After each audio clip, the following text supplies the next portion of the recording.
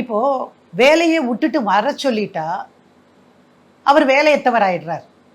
இது வரைக்கும் அவர் ஒரு கல்லூரியில் பணியாற்றினார் அப்படிங்கிறது காணாமல் போயிடும். புரியுதா?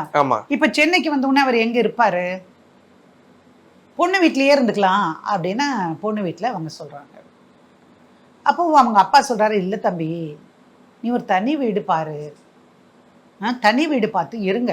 இல்லை ஒன்று பண்ணு, எனக்கு வந்து சட்டமன்றத்தில் ஒரு வேலை செய்கிறதுனால அந்த ஒரு குவார்ட்டர்ஸ் மாதிரி அங்கே இருக்குது, எம்எல்ஏஸ் ஹாஸ்டல்னு இப்போ சொல்லுவாங்க. அந்த இடத்துல வந்து நீ இருந்துக்கோ. எப்படி எம்எல்ஏக்கு ஒன்று அலாட் பண்ணுவாங்கல்ல, அதில் நான் இருக்கேன், நீங்களும் நீ இருந்துக்கோ அப்படின்னு அவர் சொல்கிறாரு. ஆனால் அந்த பொண்ணு சொல்லுது, இல்லை மாமா, நான் வந்து எங்கள் வீட்டில் நல்லா வச்சுப்போம், நீங்கள் இங்கே இருக்கட்டும் மாமா, அங்கேயும் இங்கேயும் போயிட்டு வந்தேன் அப்படின்னு. இவனையும் ஏன் நினைக்கவும் சரி அப்பா நினச்சார், சரி பையனுக்கும் ஒரு விருப்பம் இருக்குது, சின்னஞ்சரிசுக்கு தானே, சந்தோஷமாக இருக்கட்டும் அப்படின்னு சொல்லிட்டு அப்படியே வேலையை பாருப்பா, நீயும் தேடு நானும் பார்க்குறேன், அம்மா உங்கள் அப்பாக்கிட்டேயும் சொல்லி அவருக்கு வேலையை பார்த்துருங்க அப்படின்னு சொல்கிறாரு.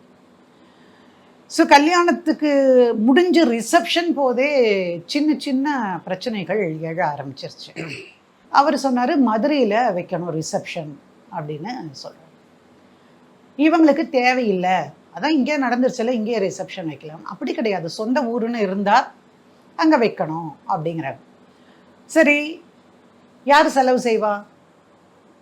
அப்போ கல்யாணம் இவங்க செஞ்சாங்கன்னா ரிசப்ஷன் அவங்க செய்யட்டும்னு எதிர்பார்க்கறது கரெக்ட்.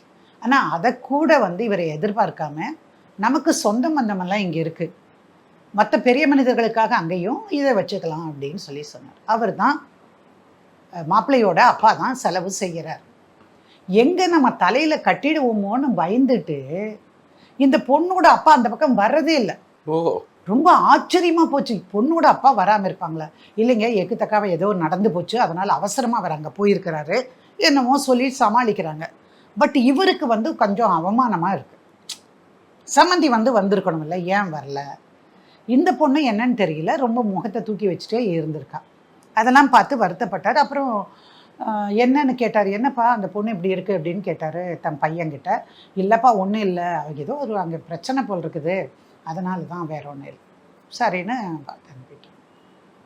இவருக்கு அதில் மனசில் ஒரு சங்கடம், நம்ம ஒரு எம்எல்ஏவாக இருந்து இவ்வளவு தூரம் எல்லாம் செய்கிறோம், வந்து கூட நிற்க முடியாதா அவங்களுக்குன்னு அதை விட அவர் பேச்சை குறைச்சிக்கிறார். அவ்வளோதான், வேற ஒன்றும் இல்லை. போயிட்டு வாப்பான்னு பையனையும் வச்சு அனுப்பிச்சிடுறாரு. அப்புறம் பையன் வந்து போயிருக்கிறான்.